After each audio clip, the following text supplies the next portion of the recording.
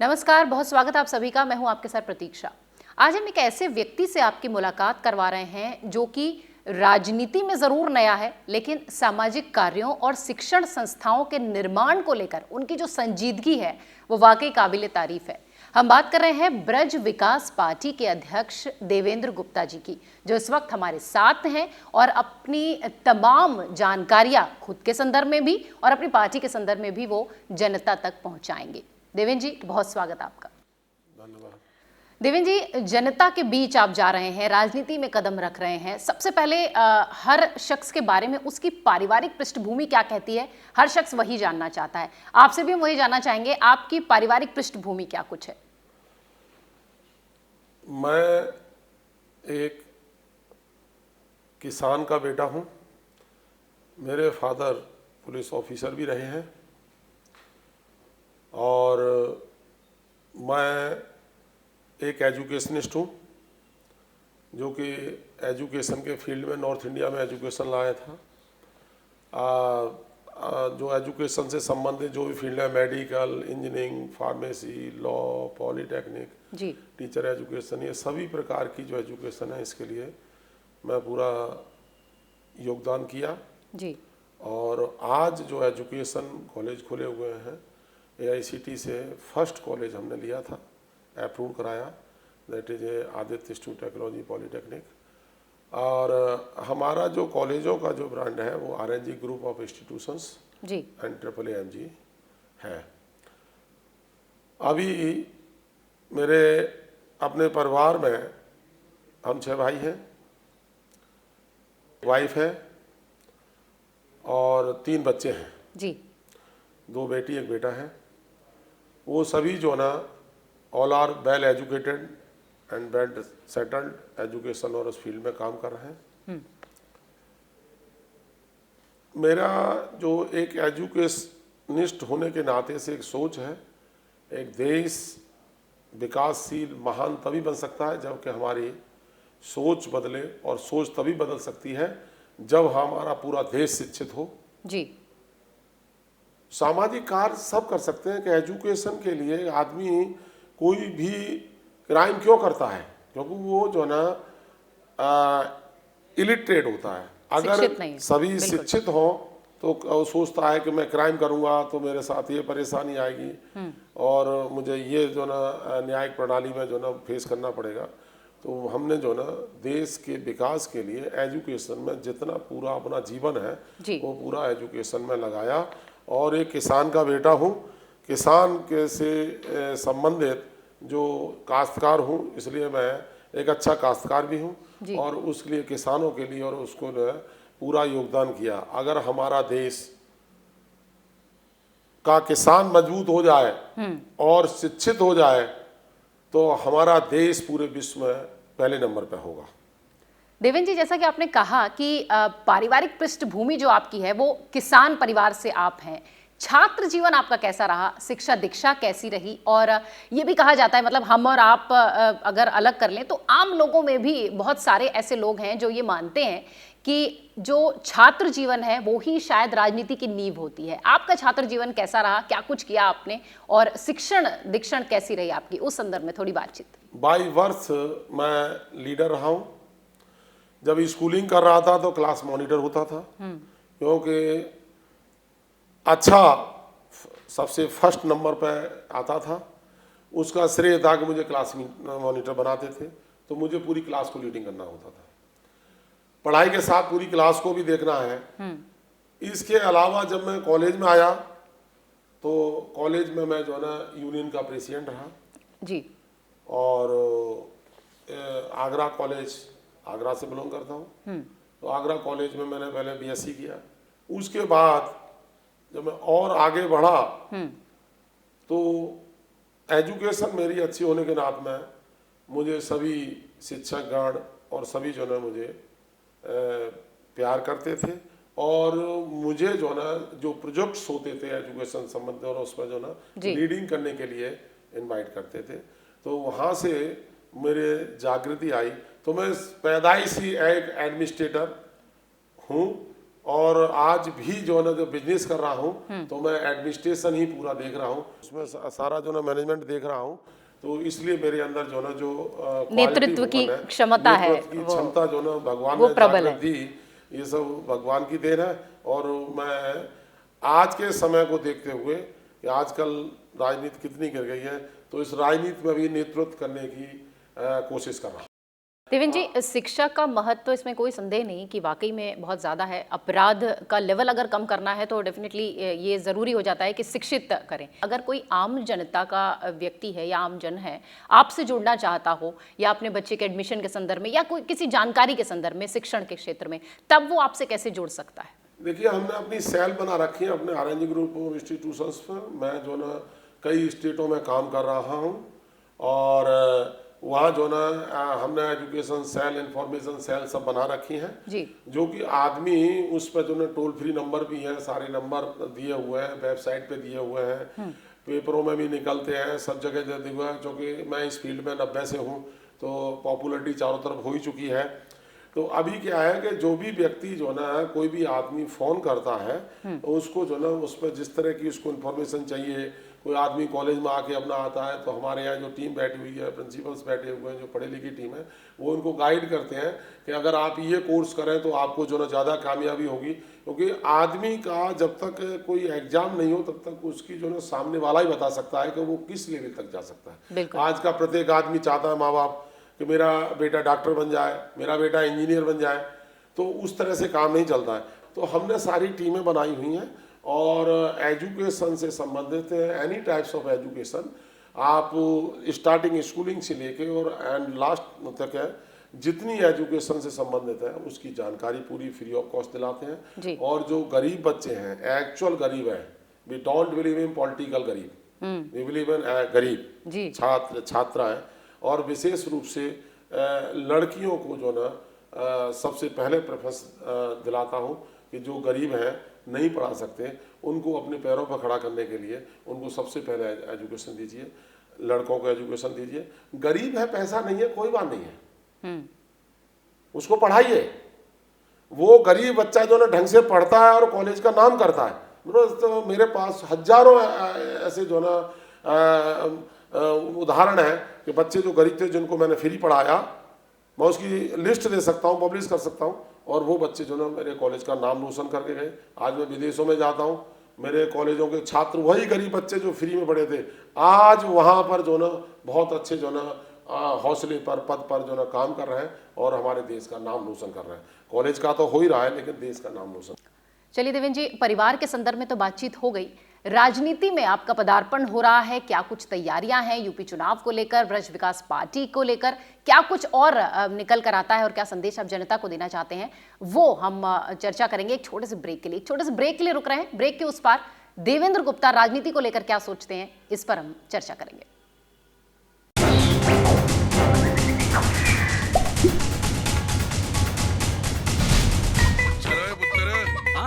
चल चल रे साथी, चल रे बंधु, चल रे साथी, चल चल चल। करनी है अब हमें पहल, बेहतर होगा देश का कल। एक नई दिशा, एक नई पहल, एक नई फिजा, एक नई पहल। पर से होगा क्या दादी? अस्पताल और स्कूल बनेंगे, घर घर में चूल्हे जलेंगे, जरूरतमंद भी होंगे सबल। अब काला बाजारी रुक जाएगी अम्मा। एक नई पहल, एक नई फिजा, एक नई पहल। चल रे साथी, चल रे बंधु, कर अपना धन पाने की पहल। आज ही पहल यानी DBTL योजना से जुड़े और देश निर्माण में हाथ बटाएं। अपना धन पाओ, जन धन बचाओ। हम साथ चले, मिलके चले और मिलकर के हम देश को आगे बढ़ाएं। एक नई दिशा, एक नई पहल। पेट्रोलियम मंत्रालय द्वारा जनहित में जारी।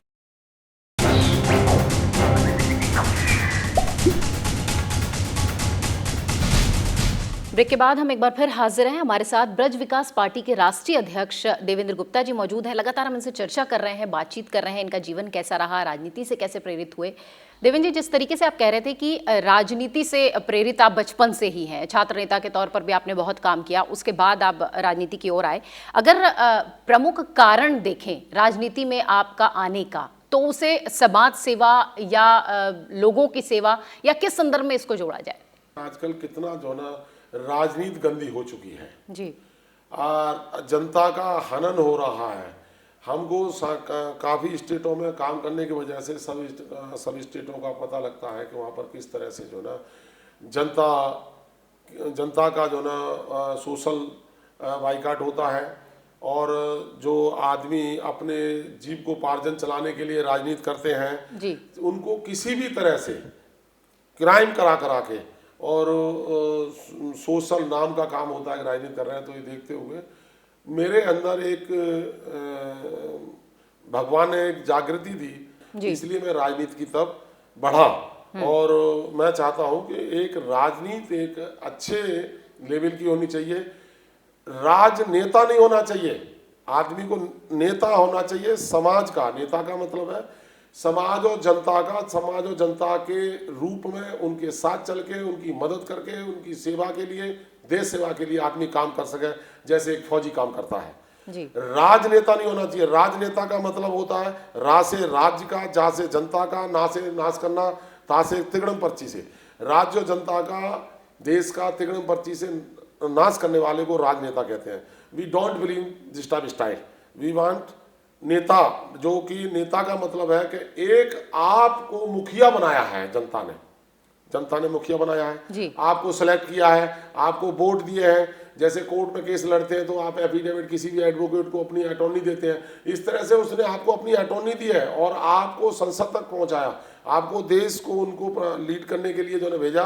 तो आपको उनके हित के लिए, समाज के हित के लिए जी। देश के हित के लिए कार्य करना चाहिए। हमारी सोच अच्छी होनी चाहिए और जनता की जो सोशल सिक्योरिटी प्रोवाइड करना है उसके अंदर एनी टाइप्स, महिलाओं के लिए, बच्चों के लिए, पढ़ाई लिखाई के लिए प्रत्येक आदमी को राशन, अन्न, रोज दोनों टाइम रोटी मिलनी चाहिए, मजदूरी मिलनी चाहिए, सर्विस मिलनी चाहिए, रोजगार होने चाहिए। ये सब चीज़ सोशल सिक्योरिटी के अंदर आते हैं, जो कि और कंट्री कर रहे हैं। लेकिन हमारे यहाँ जो है ना, जो राजनीति इतनी नीचे स्तर पर गिर गई है, इसको ख़त्म करने के लिए मुझे भगवान ने एक प्रेरणा दी और मैं जो ना राजनीति के अंदर जो ना इसलिए मैं कूदा। चलिए, ये तो वजह हो गई कि आप जिस हिसाब से प्रेरित हुए हैं। आप अभी कह रहे थे कि ज़रूरी है कि समाज का नेता हो, राज का नेता ना हो। इन दिनों अगर आप देखें तो राजनीति में जीविकोपार्जन यानी एक तरीके से जरिया हो गया है वो अपनी दुकानदारी चलाने का। शायद ये शब्द बहुत उचित ना हो, लेकिन फिर भी आजकल आम जन में ये प्रचलित है कि दुकानदारी चलाने जैसी राजनीति हो चुकी है। क्या आप इस संदर्भ में कहेंगे? क्योंकि जीविकोपार्जन का जरिया हो गया है राजनीति। आज ज़रूरी नहीं होती कि आम लोगों से जुड़ें, उनकी समस्याओं को समझें, जानें। ये शायद कहीं बहुत पीछे छूट गया है। राजनीति, मैंने पहले ही कहा है कि राजनीति बहुत ही स्तर बहुत गिर चुका है जी। समाज के लिए आप राजनीति में क्यों करेंगे? राजनीति का काम क्या है? राजनीति का काम तो यह है कि समाज की सेवा करना, देश की सेवा करना, जनता की सेवा करना। आप उसका प्रतिनिधित्व कर रहे हैं, न कि आप राजा हैं। ये कोई प्राइम मिनिस्टर बन गया तो राजा नहीं हो गया, आप उसका एक प्रतिनिधित्व कर रहे हैं, रिप्रेजेंट कर रहे हैं। तो उसके लिए जनता की आपको जो ज़रूरतें हैं, जनता की जो समस्याएं हैं, उनको सबको जो है सुनने के बाद पूरा करना, उनको जो है वो सब चीज़ मुहैया करानी, ये सारा काम जो है ना सरकार का होता है। तो सरकार जो है ना जनता से चुने हुए, जनता ही उनको चुनती, इलेक्ट करती है, तभी सरकार बनते हैं। तो इलेक्ट करने के बाद में सब जो ना अपना अगर वो दुकान बना लेते हैं, आप सही कह रहे हैं, राजनीति में सबने अपनी अपनी दुकान पार्टी बना ली है, भाई भतीजावाद है, जातिवाद है, ये सब नहीं होना चाहिए। आदमी, इंसान जो है ना वो किसी भी जाति का हो, हमारे देश का है, समाज का है, हमारा भाई है, हमारा नागरिक है, तो हमको उसको सबको एक लेके चलना चाहिए। कोई गरीब और कोई अमीर नहीं होना चाहिए, सबके लिए सुविधा जो होना चाहिए। लाइट है, बिजली है, तो गरीब कोई मिलनी चाहिए। आप अमीर हैं तो ठीक है भाई, आप एसी में बैठिए, आप गरीब है लेकिन उसे पंखा में बैठने के लिए तो उसे कम से कम जो है ना उसे मुहैया कराइए, वो पंखा में नहीं बैठ सकता। तो मैं तो ये समझता हूँ दोनों टाइम जो है ना रोटी जो है ना सबको मिलनी चाहिए खाने के लिए। और यही एक राजनीति के लिए आदमी जो है ना अपना घर में मुखिया होता है, जैसे घर में मुखिया होता है, देश का मुखिया इलेक्ट करके देते हैं, घर में भी तो मुखिया होता है जिसको बच्चों की शादी संबंध करने हैं, बच्चों को पढ़ाना है।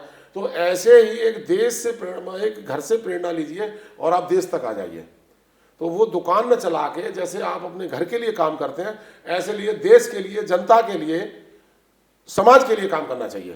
तो जो स्तर गिर चुका है, इसीलिए मैं एक एजुकेशनिस्ट होने के नाते से मैं इस फील्ड में आया हूं राजनीति में, कि अगर मुझे जनता मौका देगी तो मैं समानता से, उनकी ईमानदारी से, नेक निष्ठा से, जैसे मैंने एजुकेशन में काम किया है ऐसे ही मैं राजनीति में उनकी सेवा करूंगा। जी बिल्कुल देवेंद्र जी, जिस तरीके से आप कह रहे हैं कि परिवार का सहयोग आपको लगातार मिलता रहा है, परिवार की भूमिका और परिवार का सहयोग कितना आप तक है, इस पर थोड़ी सी बातचीत करेंगे, आपके परिवार के संदर्भ में भी जानेंगे। एक छोटे से ब्रेक के लिए हमें और रुकना है। एक छोटे से ब्रेक के बाद देवेंद्र जी से जानेंगे कि उनका परिवार उनको कितना सहयोग करता है इतने डायमेंशन में काम करने के लिए। छोटा सा ब्रेक।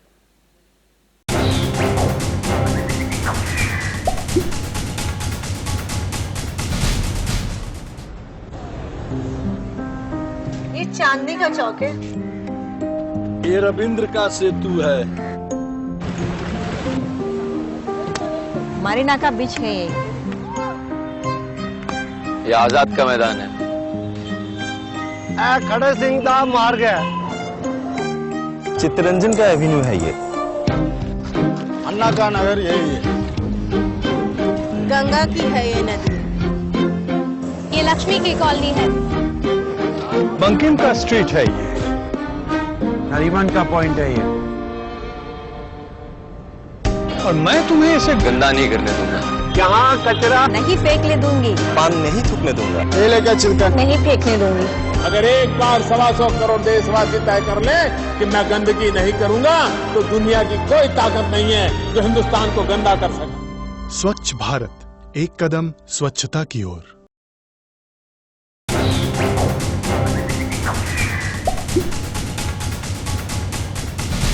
देवेंद्र जी, जैसे परिवार के संदर्भ में आप अभी बातचीत कर रहे थे, व्यक्तिगत प्रश्न है कि कितना सहयोग परिवार से मिलता है और इतनी कुछ जिम्मेदारियों को निभाते हुए कितना वक्त आप परिवार को दे पाते हैं?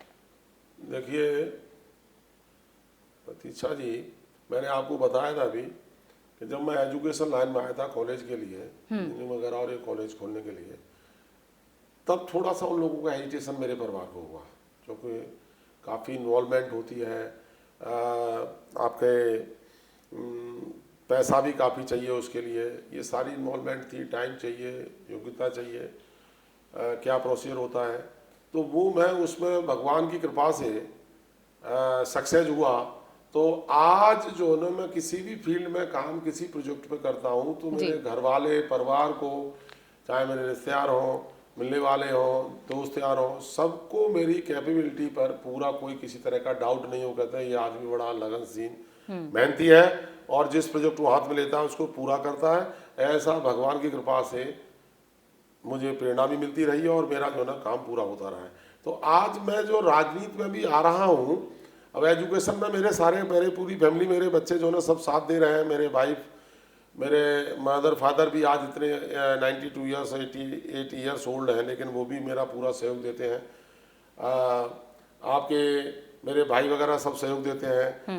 बच्चे जो ना पढ़ लिख गए सभी, बीटेक और एमबीए, और उन्होंने जो ना मेडिकल वगैरह किया है, तो वो सब लोग मुझे आज सब सहयोग दे रहे हैं। तो मेरी कैपेबिलिटी पे किसी को डाउट नहीं है। तो वो कहते हैं कि बोला ठीक है, एक अच्छे नोबल क्लॉज के लिए हमारा पापा या हमारा पति या हमारा बेटा जो ना काम कर रहा है, तो ये जरूर सक्सेस होगा। सब आशीर्वाद भी देते हैं, शुभचिंतक भी हैं और पूरा सहयोग मुझे देते हैं जिस तरह से मुझे चाहिए।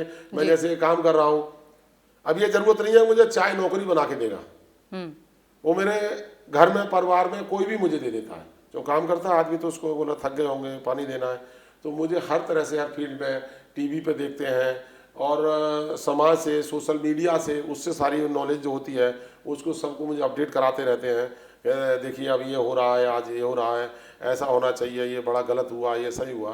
तो उनको मेरी एफिशिएंसी और कैपेबिलिटी पे कोई डाउट नहीं है, इसलिए वो लोग भरपूर मेरा सहयोग करते हैं और मुझे अपने परिवार से, फैमिली से भरपूर सहयोग मिलता है, तभी मैं इतनी तरक्की कर पा रहा हूँ। बिल्कुल, कहते भी हैं कि परिवार का सहयोग शायद ताकतवर बनाता है, मजबूत बनाता है। देवेंद्र जी, जिस तरीके से अभी आप कह रहे थे कि परिवार बहुत सहयोग देता है आपको और आपका जो भी काम होता है उसका श्रेय भी आप परिवार को ही देते हैं, अभी भी आप वही बात कह रहे थे लगातार।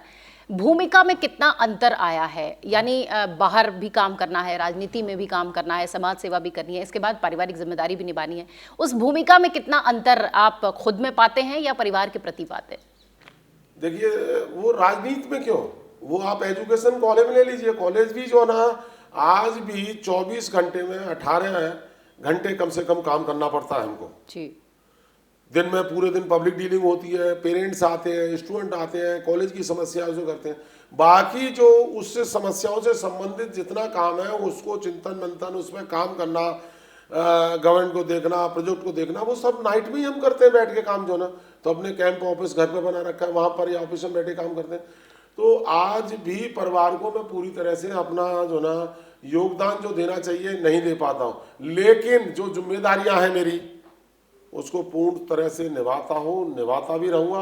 अपने परिवार की नहीं, दूसरों की भी जिम्मेदारियाँ निभाऊंगा। देश के लिए भी काम करना है, देश भी एक परिवार है, ये नहीं है कि मेरा एक परिवार है, मेरे बीवी बच्चे वही परिवार है, देश भी एक परिवार है, हम और आप सभी एक परिवार हैं। तो उस भूमिका में वो लोग मेरा साथ इसलिए देते हैं कि मैं एक नोबल क्लॉज काम करता हूँ, मैं कोई सूखी दाल रोटी खाने वाला आदमी हूँ, कहीं गपशप मारने तो बैठता नहीं हूँ। तो जो काम कर रहा हूँ देश के लिए, जनता के लिए, समाज के लिए कर रहा हूँ, इसलिए मेरा परिवार, मेरा वाइफ, मेरे बच्चे मुझे पूर्ण सहयोग करते हैं।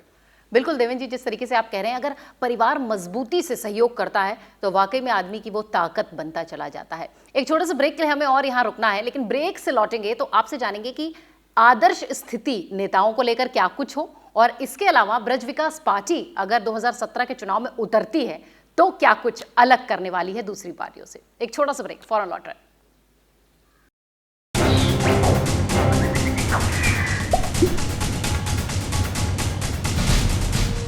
सूखा हो या बेमौसम की बरखा हो, कीड़ा लगे खेत में या दुविधा हो, बहुत ही कम प्रीमियम पे पूरी हो भरपाई, फसल बीमित रहे कटाई के बाद भी भाई। हाँ, ऋणी या अऋणी अब हर किसान लाभ उठाए, एक मौसम एक दर है, सब किसान बीमा कराए, प्रधानमंत्री फसल बीमा योजना से हर किसान मुस्काए। कृषि और किसान कल्याण मंत्रालय द्वारा किसान हित में जारी।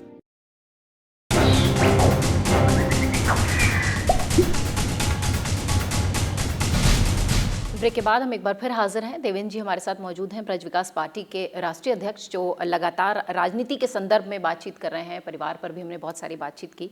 देवेंद्र जी, राजनीति को अगर लेकर सवाल करें तो इन दिनों एक आम आदमी के मन में राजनीति को लेकर एक अलग सी छवि है। राजनीति का स्तर लगातार गिरता जा रहा है। राजनीति में उतरने के लिए शायद एक आम आदमी बहुत जल्दी तैयार नहीं होता, इसे दूसरे ढंग से देखता है। गिरते स्तर को लेकर आपका क्या विचार है?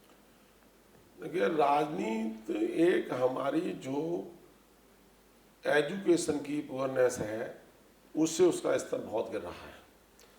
आदमी राजनीति में कोई परिभाषा नहीं है कि क्या पढ़ा लिखा होना चाहिए। कोई भी आदमी क्रिमिनल एक्टिविटी का है उसको पहले प्रेफरेंस देते हैं। हमारी सोच गिर चुकी है, हमारी मेंटलिटी गिर चुकी है। हमने एक बिजनेस ये बना लिया है राजनीति में कि राजनीति से जो ना पैसा कमाएंगे। ये जो ना सरकार को, अगर ये एनजीओ जो चल रही हैं, अगर इनको बंद कर दिया जाए तो जो लोगों की आज जो ना मेंटलिटी बनी हुई है कि राजनीति में आएंगे, राजनेता हो गए, हम एनजीओ ले लेंगे, वहाँ से गवर्नमेंट से ग्रांट मिलेगी, पैसा मिलेगा, तो उससे जो ना देश का, समाज का भला नहीं हो रहा है। देश के पैसे की बर्बादी हो रही है। देश में पैसे की कमी नहीं है। वो जो ना सोच इसलिए दुकानें बन गई हैं कि आदमी कहता है कि राजनीति में नहीं आएंगे तो एनजीओ नहीं मिलेगा, ये नहीं मिलेगा। वोट बैंक को दिखाएगा कि मेरे पास 10,000 वोट है, मेरे पास 20,000 वोट है, मैं आपको इलेक्शन में वोट दूंगा तो मुझे आप एनजीओ दो। तो एक ये भ्रष्टाखोरी जो पनप रही है वो भी एक यहीं से, एक एनजीओ से चल रही है। ये नहीं होना चाहिए। आदमी को बिजनेस करना चाहिए, जैसे मैं बिजनेस कर रहा हूँ। आदमी को क्या चाहिए? रोटी खाने के लिए चाहिए। आज इतने कॉलेज चला रहे हैं, हमको एक कॉलेज ही काफ़ी है रोटी खाने के लिए। समाज सेवा है, लेकिन आप क्या करेंगे? आदमी की जरूरतें क्या हैं? दोनों टाइम रोटी मिले, मकान रहने के लिए हो। तो आदमी को गाड़ी जो ना, आप कोई ब्रांडेड ले लें, छोटी ले लें, बात यह कि गाड़ी है, सब कुछ वही है, ब्रांड का नाम है। तो जो राजनीति जो आप कह रहे हैं कि राजनीति का स्तर गिरा हुआ है, दुकान है, बिल्कुल ठीक है, you are right and that's truth. अगर ये एनजीओ वगैरह बंद कर दिए जाएं, इस तरह के जो पैसा जो ना इनको दिया जा रहा है वो बंद करे जाएं, एक राजनेता की जो ना, एक जो पॉलिटिक्स में आता है उसकी एक डेफिनेशन बनाई जाए, उसका एक स्टैंडर्ड बनाया जाए कि इतना पढ़ा लिखा आदमी हो, आदमी इतना पढ़ा लिखा होगा तो कर सकता है। आप मंत्री बन गए, आप पढ़े लिखे हैं नहीं, आप HRD मिनिस्ट्री में बैठ गए, आप कपड़ा मंत्रालय में बैठ गए, तो ये कैसे होगा? जो इंजीनियर्स, ब्यूरोक्रेट्स जो काम करते हैं पढ़े लिखे, लेकिन उनके ऊपर पूरा प्रेशर तो नेताओं का होता है ना, तो नेता लोग जो है ना उनको काम करने देंगे क्या? यानी आप कह रहे हैं कि जो इस वक्त के नेता हैं या जो भी इस वक्त राजनीतिक परिदृश्य है उसमें गिरते स्तर के लिए वो लोग काफी हद तक जिम्मेदार है। केवल देश जो हमारा आज डाउनफॉल में जा रहा है, जो राजनीति खत्म हो रही है, वो केवल आज दुनिया के देखते हैं ये क्या नाम है, रैपिस्ट केस हो रहे हैं, ये हो रहे हैं, ये क्या है? एक सोच है। आदमी अनपढ़ है, उसको क्राइम से डरता नहीं है। क्या अगर मैं किसी की डकैती डालूंगा तो उसके लिए मुझे क्या भुगतना पड़ेगा?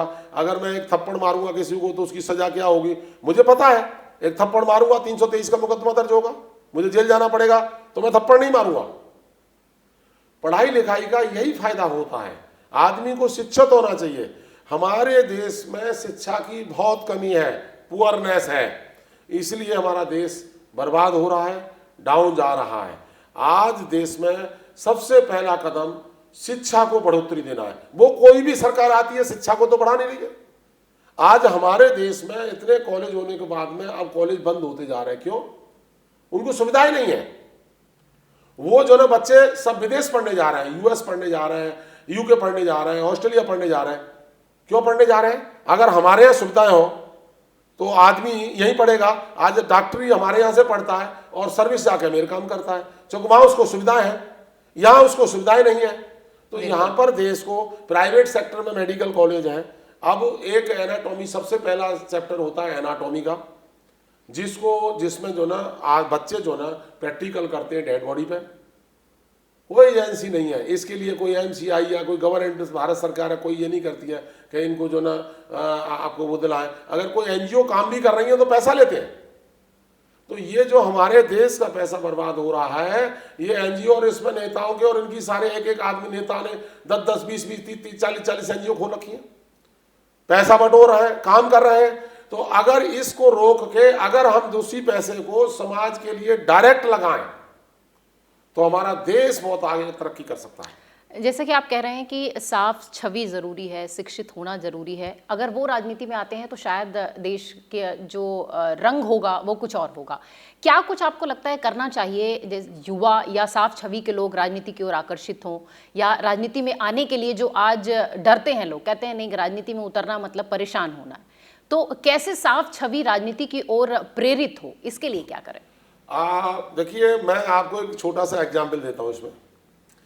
पहले जो ना हाई कोर्ट का या लोअर कोर्ट का या वहां के जज बनाने के लिए निमंत्रण आता था सरकार से, अच्छी छवि के एडवोकेट्स होते उनके लिए आता था, लेकिन वो रिफ्यूजल दे देते थे। बोलता नहीं हमको जज नहीं बनना, हम जज बन के जो क्या करेंगे, हम जज बनने के बाद में केवल वो केस हमारे सामने पेश होंगे, उन्हीं को हम देखेंगे। आज हम कम से कम जो ना जनता का भला करते हैं। आज के तारीख में प्रत्येक एडवोकेट जो लॉ करता है वो इसलिए करता है कि मैं जो ना 10-15 साल रहूंगा और हाई कोर्ट का जज बन जाऊंगा, सुप्रीम कोर्ट का जज बन जाऊंगा। तो क्या करेगा? जिस आदमी को जिसके अंदर जो ना आज भी जब हाई कोर्ट में और उसमें जज बनाते हैं, जुडिशियल एग्जामिन करती है कि इसके परिवार में कौन कौन जो ना इनके ग्रैंडफादर क्या थे, फादर क्या थे, सारी बैकग्राउंड्स को देखते हैं और उसको जो ना नाम आगे अग्रसित करते हैं। लेकिन पॉलिटिकल दबाव आने के बाद में उनमें मिक्स हो जाता है और जो ना काफ़ी आदमी वैसे चले जाते हैं, इसलिए न्याय प्रणाली नहीं मिल पाती है।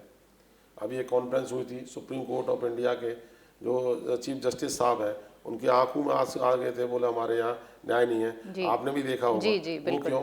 तो हमारे यहाँ जो पॉलिटिक्स बहुत गंदी हो गई है। पॉलिटिक्स फ्री एजुकेशन में पॉलिटिक्स नहीं होनी चाहिए। हमारे यहाँ जो ना अगर कन्वोकेशन होती है या एनुअल डे फंक्शन होता है तो हम लोग क्या करते हैं, चीफ गेस्ट को, किसी मंत्री को बुलाएंगे, किसी चीफ मिनिस्टर को बुलाएंगे, किसी को बुलाएंगे, लेकिन यही चीज़ अमेरिका और विदेशों में जो है ना केवल स्टूडेंट और स्टाफ जो फैकल्टी होती है वो मिलके उसे ऑर्गेनाइज करते हैं और बनाते हैं और उनको बताते हैं कन्वोकेशन का मतलब क्या है। वहाँ क्या है, कन्वोकेशन हो रहा है, नेताजी आ रहे हैं, उनकी जो है ना सड़क दलाली में सारे स्टूडेंट स्टाफ सारे लग जाते हैं। मैं इन सब चीज़ के अगेंस्ट हूँ और मैं इसमें विश्वास नहीं रखता हूँ। अगर हमारे यहाँ एक स्टैंडर्ड बनाया जाए, जैसे एक नौकरी करनी है, आपको एक IAS कंपटीशन में जाना है तो ग्रेजुएशन होना मस्ट कंपलसरी है। क्यों? वो अनपढ़ आदमी क्यों नहीं दे सकता है IAS का टेस्ट, सिविल सर्विसेज का? ऐसे ही एजुकेशन जो ना एक आपका जो ना राजनीति शास्त्र होता है ना, पढ़ाई होती है ना, ऐसे ही राजनेता के लिए भी एक मापदंड होना चाहिए। इतना पढ़ा लिखा होना चाहिए, कोई क्राइम नहीं होना चाहिए और कोई बैक हिस्ट्री जो है उसकी सही हो, उसको ही आदमी टिकट दे, वही आदमी चढ़ के आए तो कुछ जो है देश का, समाज का, जनता का भला कर सकता है। आदर्श स्थिति देखिए, अगर हम बात करेंगे तो शायद देवेंद्र जी यही है, लेकिन यह है कि हम डेली रूटीन में शायद उसको नहीं देख पा रहे हैं, परिदृश्य में उसको नहीं देख पा रहे हैं। बहुत छोटे शब्दों पे आपसे जानना चाहूंगी, आदर्श नेता के क्या क्या गुण होने चाहिए? शुरू से हालांकि आप बात कर रहे थे कि समाज सेवी होना उसको बहुत जरूरी है, वो राजनेता ना हो, समाज का नेता हो, लेकिन फिर भी अगर 2-4 क्वालिटीज जानना चाहेंगे तो वो आप क्या कहेंगे? देखिए, आदर्श नेता का मतलब यह है कि we are a custodian of the, एक नेता जो होता है जिसको पब्लिक और वो जो रिप्रेजेंट पब्लिक उसको करता है, जनता को रिप्रेजेंटेटिव होता है, तो वो जो ना एक आदर्श रूप में, अब जनता ने मुझे चुन दिया तो मुझे जो रिप्रेजेंटेशन करना है आगे, वो एक आदर्श धारणा के साथ काम करना चाहिए। जनता के हित की, पब्लिक के हित की, उसको सुनने के बाद उनको क्या क्या परेशानियां हैं उनको सॉल्व करते हुए, उनके सब सुख और दुख को ध्यान में रखते हुए, ईमानदारी, नेक निष्ठा से, विदाउट क्राइम, विदाउट इंटरेस्ट के आदमी को काम करना चाहिए। राजनीति भी एक चैरिटी है, राजनीति धन कमाने के लिए नहीं है। मैं एक चेयरमैन हूं एक संस्था का, इतने सारे काम कर रहा हूं, इतने कॉलेज चला रहा हूं, उसमें 18 घंटे पर डे काम करता हूं, लेकिन 1 रुपया तनख्वाह नहीं ले सकता। लेकिन राजनेता को, MLA को 2.5 लाख रुपए तनख्वाह, MPO को 3-3 लाख रुपए, 2-2 लाख रुपए, 1.5 लाख रुपए तनख्वाह। क्यों? क्या आप रिप्रेजेंटेशन कर रहे हैं? आप अपनी खेती भी करते हैं, आप अपना व्यवसाय भी चला रहे हैं। सपोज कल को मैं राजनीति में आ गया तो मेरे अपनी एजुकेशन जो मेरे इंस्टीट्यूशन से कॉलेज चल रहे हैं ना, उनको किसी को दे तो नहीं दूंगा ना, तो मेरा जीविकोपार्जन तो चल रहा है ना, तो मुझे जो ना भारत सरकार से या प्रदेश सरकार से तनख्वाह नहीं लेनी चाहिए। जनता को पैसा लगाना चाहिए, गरीब बच्चियों की पढ़ाई में पैसा लगाना चाहिए, विधवाओं के लिए पैसा लगाना चाहिए। एक आदर्श नेता होता है जो कि जनता का शोषण नहीं करे, समाज का शोषण नहीं करे। आपको किसी ने कहा तो नहीं है, आपके में जैसे मेरे अंदर जो ना जागृति आई है कि मैं राजनीति में प्रेरित हुआ हूं, तो मुझे किसी ने इनवाइट तो नहीं किया है ना, मैं अपने आप आ रहा हूं ना, तो अपने हितों के लिए नहीं आना चाहिए। अगर आप जनता के हित के लिए, समाज के हित के लिए काम कर रहे हैं, देश के हित के लिए काम कर रहे हैं, जैसे एक भारतीय सेना का सिपाही काम करता है, इस तरह से अगर आप काम कर रहे हैं तो आपको आदर्श नेता कहा जा सकता है। मेरे हिसाब से तो यही डेफिनेशन होनी चाहिए। बाकी जो जनता जनार्दन है जो भी डिसाइड करे। स्वहित घर पर रखकर सिर्फ और सिर्फ जनता की सेवा के साथ अगर कोई नेता आए तभी कहते हैं कि वो आदर्श नेता होता है। चलिए, राजनीति की आप लगातार बात कर रहे हैं। 2017 का यूपी का विधानसभा चुनाव है, बहुत तैयारी के साथ आप पार्टी में अपनी पार्टी के साथ उसमें शामिल हो रहे हैं। ब्रेक लेंगे एक छोटा सा, और ब्रेक के उस पार यूपी विधानसभा की क्या कुछ तैयारियां हैं, आपकी पार्टी क्या कुछ चाहती है, मैनिफेस्टो क्या कुछ कहता है, इन तमाम बातों पर चर्चा होगी। छोटा सा ब्रेक।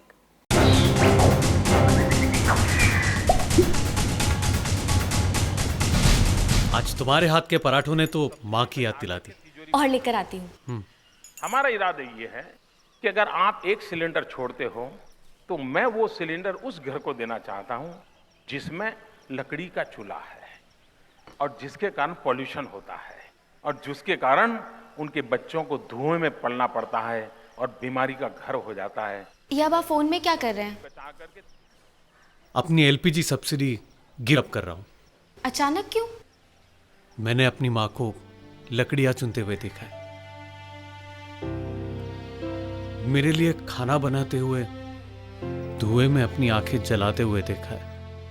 मेरे गिव इट अप करने से उन कई माओं को गैस कनेक्शन मिलेगा जो आज भी लकड़ी के चूल्हे पर खाना बनाती है। आप भी अपनी सब्सिडी छोड़ने के लिए www.mylpg.in या www.givitup.in पर लॉग इन करें। पेट्रोलियम एवं प्राकृतिक गैस मंत्रालय द्वारा जनहित में जारी।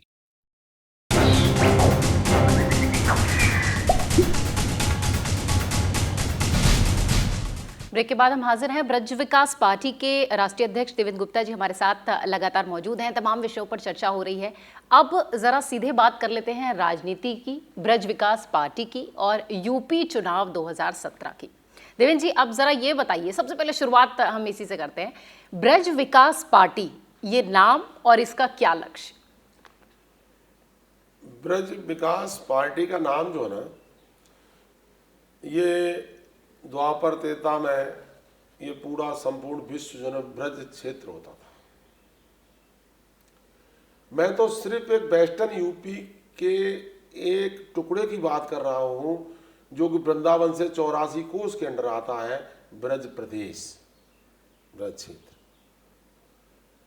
ब्रज विकास पार्टी, ब्रज, भगवान श्री कृष्ण ने ब्रज क्षेत्र ही क्यों चुना था? गोवर्धन पर्वत को वहां विस्थापित ब्रज में क्यों किया? हमारे ग्रंथ और पूर्वज कहते हैं कि तीनों लोक से न्यारी नगरी है ब्रज। ब्रज जो ना, ब्रज के नाम से भगवान कृष्ण ठाकुर जी जिनको बोलते हैं वृंदावन बांके बिहारी जी, वो ब्रज के नाम से बड़े खुश होते हैं, क्योंकि ब्रज जो ना, ब्रज, तुलसी मैया का नाम भी ब्रजाबाई है, यमुना मैया का नाम भी ब्रजाबाई है और राधा जी का नाम भी ब्रजाबाई है, जो उपनाम है। तो उसके नाम से वो इतना खुश होता है, खुशहाली देता है। तो अगर जो ना उसका नाम ब्रज प्रदेश रख दिया जाए, यथो नाम तथो गुण, वहां की जनता को जो खुशियां मिलेंगी, जो खुशहाली मिलेगी, वो सब ब्रज जैसी होगी।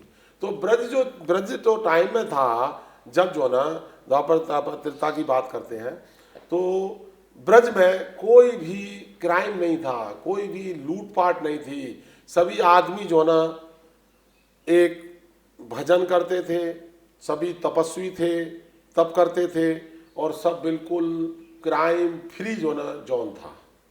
तो इसलिए हमने इसका नाम रखा कि ब्रज विकास पार्टी, ब्रज जैसा विकास। वो एक आदर्श स्थिति को लेकर आदर्श उसका नाम दिया, जो नाम यथोगुण, कि जब ब्रज विकास, ब्रज जैसा विकास करने के लिए ब्रज विकास पार्टी तत्पर हुई है। ये कोई रीजनल पार्टी नहीं है, इलेक्शन कमीशन ऑफ इंडिया से रजिस्टर्ड है, ऑल इंडिया ब्रांड है। ब्रज विकास पार्टी, देवेंद्र जी, जैसा कि आप कह रहे हैं, ब्रज प्रदेश की मांग करेगी, ब्रज की भूमि को जिस तरीके से उत्तर प्रदेश को आप कह रहे हैं कि थोड़ा सा एक्सटेंशन करेंगे विकास के लिए, तोड़ेंगे नहीं, एक्सटेंड करेंगे विकास के लिए। ब्रज विकास पार्टी का जो कार्यक्षेत्र होगा वो सिर्फ यूपी होगा, ब्रज प्रदेश होगा या पूरा भारत होगा? ब्रज विकास पार्टी का जो कार्यक्षेत्र है वो संपूर्ण भारत है और 2009 में रजिस्टर्ड होने के बाद हमने इलेक्शन हरियाणा में भी लड़ाया है, यूपी में भी लड़ाया है, दिल्ली में भी लड़ाया है, राजस्थान में भी लड़ाया है। तो हमारा जो कार्य क्षेत्र है संपूर्ण भारत है और हम पूरे संपूर्ण सर्वांगीण भारत के विकास की बात कर रहे हैं। सिर्फ ब्रज प्रदेश तो इसलिए है कि एक उत्तर प्रदेश एक बहुत बड़ा राज्य है जी, तो उसका हम खंडन नहीं करा रहे हैं। दैट से देशद्रोहिता, देशद्रोही होगा जो उसके खंडन की बात करेगा। एक इतना बड़ा स्टेट हो चुका है, एक इतनी बड़ी पॉपुलेशन है उसमें, जिसको कि सीएम लखनऊ से बैठ के रिप्रेजेंट नहीं कर सकता, जनता का रिप्रेजेंटेटिव नहीं हो सकता। आज जैसे इलाहाबाद हाई कोर्ट है, अब एक सहारनपुर में कोई भी केस हो रहा है, उसके लिए हाईकोर्ट कहाँ जाएगा? सहारनपुर।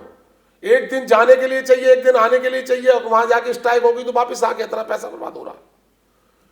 तो एक जो ना ये इतना बड़ा संपूर्ण इतना बड़े प्रदेश हो गया है जिसकी जनता की भलाई के लिए, प्रदेश के विकास के लिए छोटे छोटे राज्य जो ना पुनर्गठन करने चाहिए। जैसे जैसे हिमाचल प्रदेश, पंजाब, हरियाणा का हुआ तो आज कितना विकासशील हो गए, ऐसे ही उत्तर प्रदेश के आपको पुनर्गठन करके जिसमें से कुछ हिस्सा जो ना राजस्थान का आता है, कुछ हरियाणा का आता है, इस तरह से जो ना उसको लेना चाहिए। तो जिस ब्रज प्रदेश की देवेंद्र जी आप बात कर रहे हैं उसमें हरियाणा और राजस्थान के भी कुछ इलाके हैं, जैसा कि आप अभी कह रहे थे। क्या बेसिक क्या मोटिव या क्या उद्देश्य समझा जाए? सिर्फ विकास, या जो आप कह रहे हैं कि एक नेतृत्व लखनऊ में बैठकर करना बहुत मतलब संभव नहीं होता, बहुत प्रैक्टिकल नहीं होता, इसलिए भी शायद कह रहे हैं, क्या बेसिक उद्देश्य माना जाए ब्रज प्रदेश का, ब्रज पार्टी का? ब्रज प्रदेश इसका ब्रज विकास पार्टी ने इसका एजेंडा उठाया, उत्तर प्रदेश का पुनर्गठन करके 3 हिस्सों में इसका पुनर्गठन किया जाए। जो वेस्टर्न यूपी है उसको ब्रज प्रदेश बनाया जाए, जो ईस्टर्न यूपी है उसको अवध प्रदेश बनाया जाए। अवध यूनाइटेड प्रोविंस, ये तो अंग्रेजों ने नाम रखा था, राजधानी होती थी, तो उसको अवध प्रदेश बनाया जाए। और जो दक्षिण यूपी है उसको जो ना बुंदेलखंड बनाया जाए। और इसमें जो ना ब्रज प्रदेश क्षेत्र में जो ना हरियाणा का जो हमने जो ना अपना प्रेजेंटेशन दिया है, सरकार को दिया था, जो कि प्राइम मिनिस्टर हाउस ने होम मिनिस्ट्री ऑफ होम को फॉरवर्ड कर दिया, रेगुलर फॉरवर्ड, और वहाँ से फिर जो ना डायरेक्टर जो ना रिकॉन्स्टिट्यूशन को दिया हुआ है, जिसके लिए मैं पूरी तरह से लगा हुआ हूँ करस्पॉन्डेंस और उसके प्रेजेंटेशन में। तो जब भी कॉन्स्टिट्यूशन आयोग बनेगा तो वो जो ना इसका पुनर्गठन हो जाएगा जी। तो अब इसमें ब्रज प्रदेश में हरियाणा के फरीदाबाद, पलवल और मेवात 3 डिस्ट्रिक्ट को ब्रज प्रदेश में जोड़ना चाहिए। हमने राजस्थान में से मांग किया है धौलपुर, अलवर और भरतपुर, 3 डिस्ट्रिक्ट इसमें मिलाने चाहिए। इस तरह से 32 डिस्ट्रिक्ट जो ना सहारनपुर तक, इधर अलीगढ़, मेरठ, इटावा तक ब्रज प्रदेश बनना चाहिए। इटावा के ऊपर कानपुर, लखनऊ, गोरखपुर ये साइड जो आ रहा है, बाराबंकी ईस्टर्न जो साइड है, ये अवध प्रदेश बनना चाहिए। 30-32 जिले इसमें भी हैं। अब जो बुंदेलखंड में 7 जिले हैं, इसमें 8 जिले हमने जो ना मध्य प्रदेश से, झारखंड से, बिहार से उनको इनमें कराया है। क्योंकि आज जो झारखंड की जो टेररिज्म है, जो नक्सलाइजेशन है, वो भी खत्म हो जाएगा। क्योंकि वो जो नक्सलाइट है वो एक गुंडा एलिमेंट जो डिस्ट्रिक्ट से सब जोड़ दिए। तो अगर उनमें डिवाइड करके करा जाए कि कुछ उसमें से डिस्ट्रिक्ट जो ना उधर निकाल दिए जाए और मध्य प्रदेश से इधर ले लिए जाएं, कुछ यूपी से, इस तरह से 15 हमने डिस्ट्रिक्ट चुने हैं जिन पे बुंदेलखंड बनाया जाए। आज बुंदेलखंड में आदमी पानी के लिए, रोटी के लिए, अनाज के लिए, सबके लिए मर रहा है। तो आज जो ना उसका विकास नहीं हो रहा। अगर वो एक स्टेट बनता है तो उसका पूरा सर्वांगीण विकास होगा और वहां का जनता जो ना वो खुशहाली से रहेगी। यानी आप कह रहे हैं देवेंद्र जी कि प्रदेश को तोड़े ना, उसका एक्सटेंशन कर दें उसके विकास के लिए उसका पुनर्गठन करके छोटे छोटे राज्य जो ना वो जो ना बना दिए जाए। ब्रज विकास पार्टी विधानसभा चुनाव 2017 के आ रहे हैं, इसमें कोई संदेह नहीं कि तैयारी जबरदस्त सभी दलों ने कर रखी है। ब्रज विकास पार्टी की क्या तैयारी है? दूसरी, 2017 में उत्तराखंड और आसपास के जितने भी इलाके हैं, इसके बाद भी कई सारे चुनाव अभी आगे भी हैं। क्या तैयारी ब्रज विकास पार्टी की यूपी चुनाव को लेकर और बाकी राज्यों के चुनाव को लेकर है?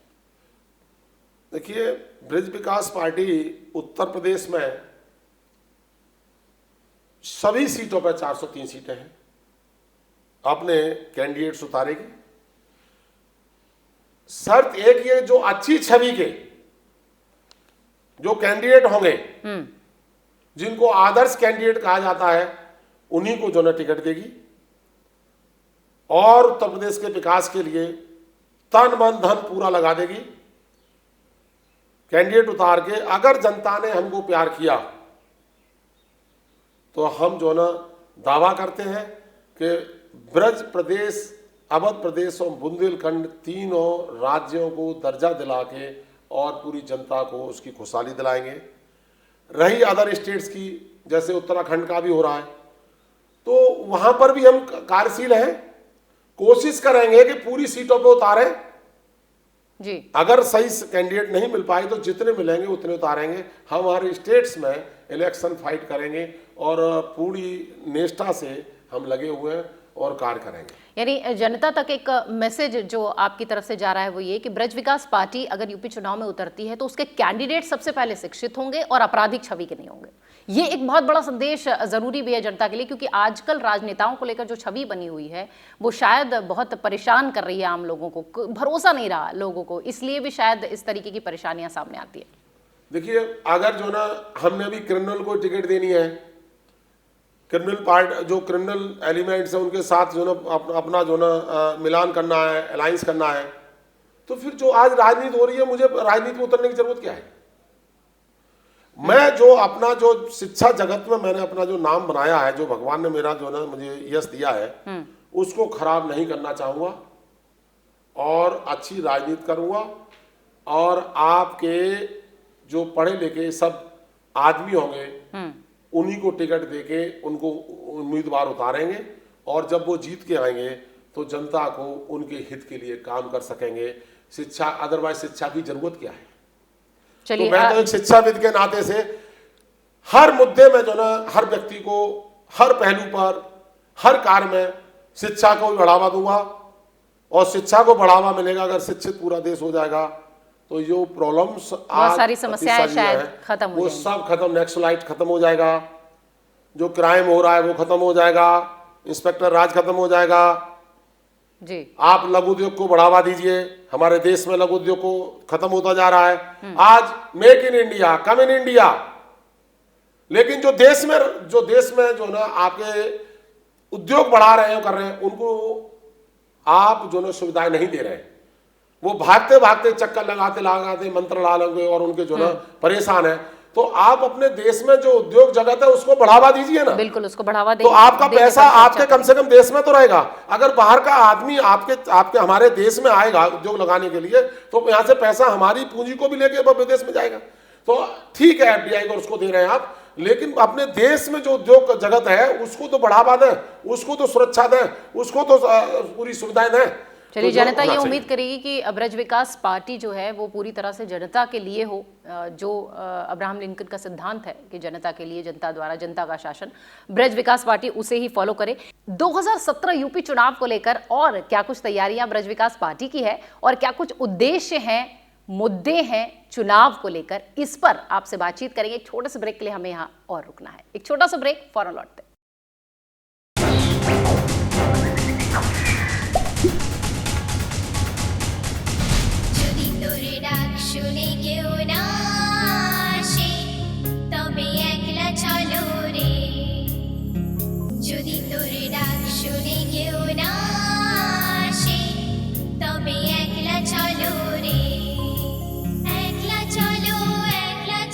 आइए गांधी जी के दिखाए रास्ते पर चलें और एक स्वच्छ भारत की रचना करें। स्वच्छ भारत, एक कदम स्वच्छता की ओर।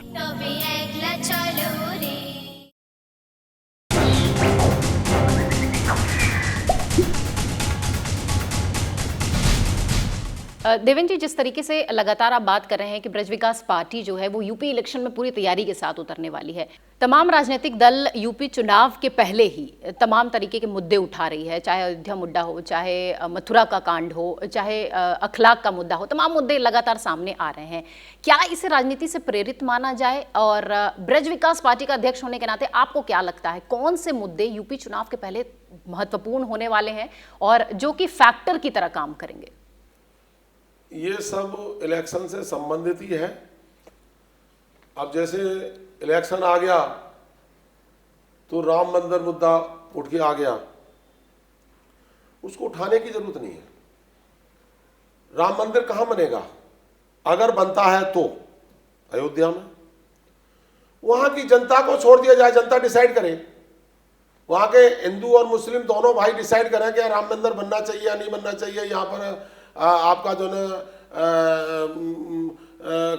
क्या नाम है, आपके मुस्लिम के लिए बननी चाहिए या हिंदू के लिए बननी चाहिए, ये सब जो है ना जनता के ऊपर डिसाइड होना चाहिए और जनता करनी चाहिए। हम राजनीति क्या कर सकते हैं? जिस आदमी को जहाँ रहना है वही तो डिसाइड करेगा कि मस्जिद बननी चाहिए या मंदिर बनना चाहिए। तो ये केवल जनता को गुमराह करने के लिए ये मुद्दे उठाते हैं। अब ये जो आप बात कर रहे हैं आगरा के पास के मथुरा में है जी, और बात मथुरा की बात हिंसा कर रहे हैं। जी बिल्कुल, ये राजनीतिक सब जमीन और उसके लिए जमीन वही रहेगी। आज जो है ना इतना पुलिस ऑफिसर मारे गए, इतनी जनता मरी, जो राम बख्श उसके लिए कहते हैं, तब सरकार कहाँ थी? प्रशासन कहाँ था? रातों रात इतनी बड़ी राजनीति हो गई, वहां इतना बड़ा कब्जा हो गया, सारे संसाधन हो गए। एक गांव बसाने के लिए कई साल लग जाते हैं, तो वो इतना बड़ा हो गया। ये सब राजनीतिक पहलू है। आज जनता को डाइवर्ट करने के लिए, उनका माइंड डाइवर्ट करने के लिए, उनको लॉलीपॉप देने के लिए हम आपके लिए करेंगे। मैं तो ये कहता हूं जितना लालच से संबंधित मैनिफेस्टो में लाते हैं जी, हम तुम्हें घर देंगे, हम तुम्हें दुकान देंगे, हम तुम्हें लैपटॉप देंगे, हम तुम्हें धन देंगे, हम तुम्हारा कर्जा माफ करेंगे, हाउ कुल पॉसिबल? कर्जा माफ करना वो आरबीआई का काम है। उनको कर्जा माफ करा के उनको सहयोग करके और उनसे कहिए कि धीमे धीमे इंस्टॉलमेंट में पैसा दीजिए, भारत का पैसा है, आप मेहनत करिए। आदमी के अंदर वो हो जाता, तोड़फोड़ करते हैं, आज एजिटेशन होता है।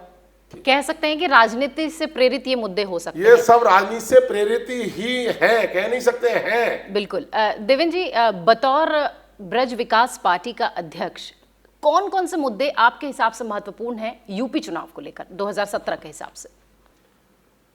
ब्रज विकास पार्टी का सबसे पहला मुद्दा जो ना वो शिक्षा का मुद्दा होगा। पूरा देश, पूरा प्रदेश शिक्षित होना चाहिए। हमारी सोच तभी बदलेगी, जब सोच बदलेगी तो क्राइम खत्म हो जाएगा, इंस्पेक्टर राज खत्म होगा। दूसरा मुद्दा लघु उद्योग को बढ़ावा। हम अपने देश में अपने ही हर गांव में, हर देहात में, मेरे मैनिफेस्टो में है, लघु उद्योग को बढ़ाएंगे हम, जिससे कि प्रत्येक आदमी रोजी रोटी अपनी कमा सके। अगर ये दोनों मुद्दे सॉल्व हो जाएं तो देश का जो प्रदेश का क्राइम है वो खत्म हो जाएगा। तीसरा मुद्दा, उत्तर प्रदेश में इलेक्शन में या जिस प्रदेश में या देश में जब भी जो ना कामयाब होगा, जब जनता हमको प्यार करेगी, हमको रिप्रेजेंट करने के लिए आमंत्रित करेगी, तो हम जो ना ये जो पैसा बर्बाद हो रहा है जनता का एनजीओ और इनमें, इन सबको बंद करेंगे। देवेंद्र जी, जिस तरीके से कह रहे हैं कि ये तमाम मुद्दे जो उछाले जा रहे हैं यूपी चुनाव से पहले, ये पूरी तरह से राजनीति से प्रेरित हैं। इस वक्त तत्कालीन सरकार क्या कुछ कर रही है, कितने नंबर आप उनको देंगे, ये आपसे जानेंगे एक छोटे से ब्रेक के बाद। अखिलेश सरकार को कितने नंबर देते हैं देवेंद्र जी, ये हम आपको बताएंगे एक छोटे से ब्रेक के बाद।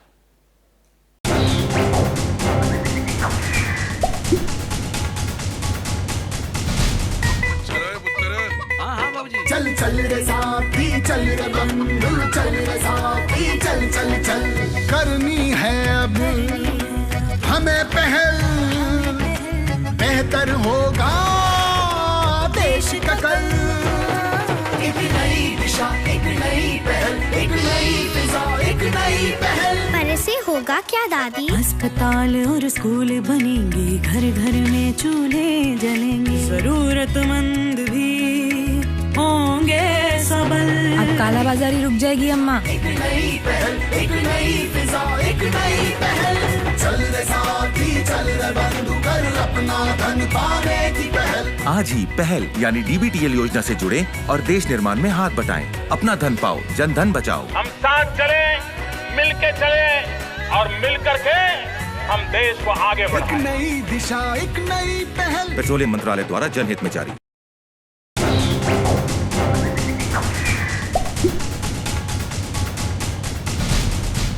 चलिए देवेंद्र जी, जिस तरीके से आप कह रहे हैं तमाम मुद्दे ऐसे हैं जिनको सामने लाया जा रहा है राजनीति से प्रेरित होकर यूपी चुनाव के संदर्भ में। इस वक्त जो तत्कालीन सरकार है, अखिलेश सरकार है, अगर ब्रज विकास पार्टी का अध्यक्ष उसे स्कोर कर रहा है 1 से 10 के बीच में, तो वो क्या नंबर देगा? देखिए, ये जो विषय है ना ब्रज विकास पार्टी के स्कोर करने का नहीं है, ये जनता का, क्योंकि एग्जामिनर जनता होती है जी।